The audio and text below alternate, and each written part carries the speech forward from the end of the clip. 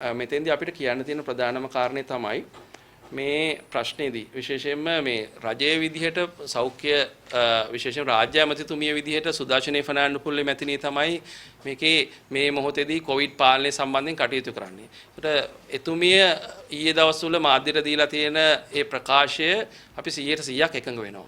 එතුමිය ඊටාම් පැහැදිලිව මම ගාව තියෙනවා එතුමියගේ වචන වලින්ම මොකද්ද එතුමිය කියලා තියෙන්නේ කියලා. විශේෂයෙන් සිලෝන් ටුඩේ පුවත්පතේ එතුමිය ප්‍රකාශයක් දීලා තියෙනවා. එතුමිය කියනවා මේ විදිහට මම ඒ වචන වලින් එහෙමම කියන්නම්.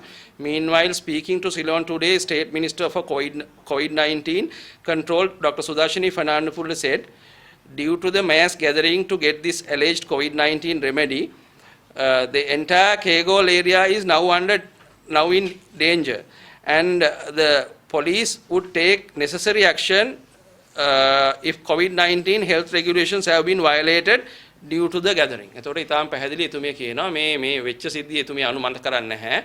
මෙතෙන්දී විශේෂයෙන්ම මේ විශේෂයෙන් ලංකාවේ විවිධ පළාත් වලින් ආපු මේ පිරිස් එක්ක කෑගල නගරය තුල කෑගල දිස්ත්‍රික්කයට ලොකු අවදානමක් මේ මොහොතේදී මතුවලා තියෙනවා. ඒ නිසා එතෙන්දී පැහැදිලිවම අපි දැක්කා අතදරුව වඩාගෙන ඇවිල්ලා තිබුණා. පොලිසිය කොච්චර උත්සාහ කළාද එතෙන්දී බලධාරීන් කොච්චර උත්සාහ කළාද මේ තත්ත්වය පාලනය කරගන්න කියලා අපි දැක්කා ඒ වීඩියෝ දර්ශන වලින්. ඒ නිසා කරුණාකරලා අපි නැවත මේ වගේ සිද්ධි ඇති වෙන එක වළක්වන්න අවශ්‍ය ක්‍රියාමාර්ග ගන්න කියන අතරතුරේදී නියෝජ්‍ය රාජ්‍ය ඇමතිතුමිය ඊගාවට කියනවා the public has taken a huge risk. ජනතාව ඉතා අනවශ්‍ය සහ ඉතා දැඩි අනතුරක් අරගෙන තමයි එතෙන්ට ගිහිල්ලා තියෙන්නේ. This alleged medicine is not scientifically proven. ඒ කියන්නේ ඇමතිතුමිය පැහැදිලිව කියනවා මේ හොඳ කරනවායි කියන මේ බෙහෙත විද්‍යාත්මකව තහවුරු වෙලා නැහැ. මේ කොවිඩ් පාලනය සම්බන්ධයෙන් රාජ්‍ය ඇමතිතුමිය කරන ප්‍රකාශය.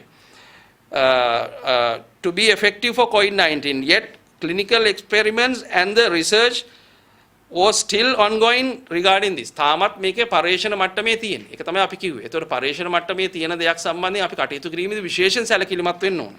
මේ කියන්නේ රාජ්‍ය ඇමතිතුමිය.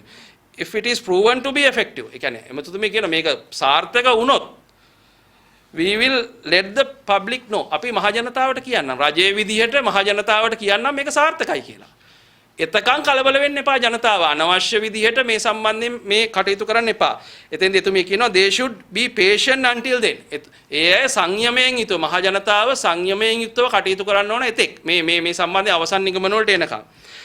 Dr. Fernandopulle pointed out that any medicine for COVID-19 should be tested in a scientific manner.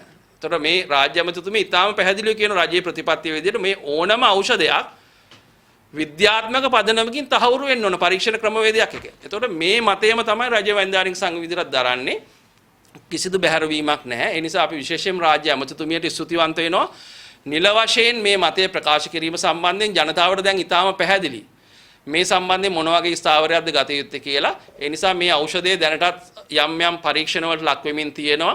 ඒ ක්‍රියාවලිය සම්බන්ධයෙන් අපි දැනුවත් නැති වුණාට ජනමාධ්‍ය වාර්තා කළා කමිටුවක් පත් කළා කියලා.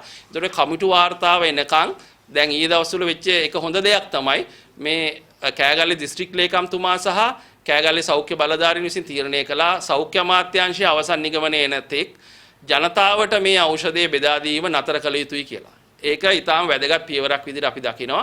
ඒ හරහා අර නිරෝධායන නීතියක පැත්තකින් උල්ලංඝනයට ලක් වීම වළක්ව ගන්න පුළුවන්. ඒ වගේම ජනතාව අර මූලික සෞඛ්‍ය ක්‍රමානුකූල පුරුදු වලින් බැහැර වෙලා මේ යම් අර විද්‍යාත්මක නොවන පදනමින් කෙරෙන සමහර ප්‍රකාශات එක්ක ඉදිරියට යාම වළක්වා ගන්න කටයුතු කළා කියලා අපි විශේෂයෙන් දිස්ත්‍රික් ලේකම්තුමාට ස්තුතිවන්ත වෙනවා. ඒ සම්බන්ධයෙන් කරපු සම්බන්ධීකරණය සම්බන්ධයෙන්.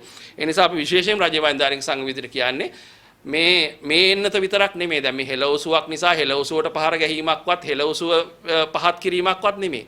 එන්නත් සම්බන්ධීනුත් මේ වගේම තත්ත්වයක් තමයි තියෙන්නේ. එන්නත් ගත්තාම ලෝකේ පුරා එන්නත් ගණනාවක් මේ වෙනකොට පරීක්ෂණ මට්ටමේ තියෙනවා. නමුත් තාම ලෝක සෞඛ්‍ය සංවිධානයේ අවසන් අනුමැතිය දුන්නේ එන්නතක් නැහැ. ඒතකොට ලෝකේ සමහර රටවල් හදිසි අනුමැතියන් යටතේ යම් ප්‍රමාණයක් පාවිච්චි කරමින් ඉන්නවා. නමුත් ලෝක සෞඛ්‍ය සංවිධානයේ තාම කිසිදු එන්නතක් පාවිච්චි කළා නැහැ. ඖෂධත් එහෙම බටහිර ඖෂධ ගණනාවක නම් කියුණා මේ කොවිඩ් වලට බේත් කියලා. නමුත් ඒකක්වත් අන්තිමට අනුමත වුන්නේ නැහැ අවසන් විග්‍රහයේදී කොවිඩ් හොඳ කරන්න පුළුවන් බේත් කියලා. දැන් ඔය ජපානයේ ඇවිගන් වගේ බේත් ගැන අපි කතා කළානේ මාස ගාණක් තිස්සේ. නමුත් අදටත් අපි කොවිඩ් වලට දෙන ට්‍රීට්මන්ට් එකක් විදිහට ප්‍රතිකාරයක් විදිහට ඇවිගන් අනුමත කරන්නේ නැහැ. ඒක ලංකාවෙත් මේ ඖෂධය එන්න කලින් තවත් ඖෂධ ගණනාවක් සම්බන්ධයෙන් ආයුර්වේද ඖෂධ ගැන අපි කතා කළා.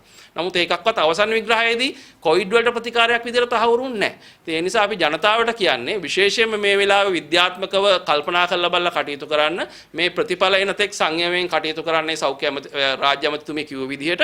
ඒ නිසා අපි ඒ වගකීම් සහගත හැසිරීම ජනතාවගෙන් බලාපොරොත්තු වෙනවා. ඉතින් ඊයේ දවස් තුල වෙච්ච දේ වුණා. ඒ හරහා යම් අවදානමක් මේ වුණට කෑගල්ලට නිර්මාණය වෙලා තියෙන. ඒ අවදානම දුරු කරගන්න විශේෂයෙන්ම කෑගල්ලේ දිස්ත්‍රික් සෞඛ්‍ය සේවා කාර්යාලයට සහ ඒ සෞඛ්‍ය වෛද්‍ය නිලධාරිය අතුළු කණ්ඩායමට යම් මේ මොහොතේදී කළ හැකි කාර්යභාරයක් තියෙනවා නම් ඒ සම්බන්ධ අවධානය යොමු කළා ඉදිරියේදී රට පුරා මෙවැනි තත්ත්වයන් නැති නොවෙන්න කටයුතු කළ යුතුයි කියලා තමයි රජ්‍ය වෛද්‍ය නිලධාරීන් සංඝ විදිහට අපි කල්පනා කරන්නේ.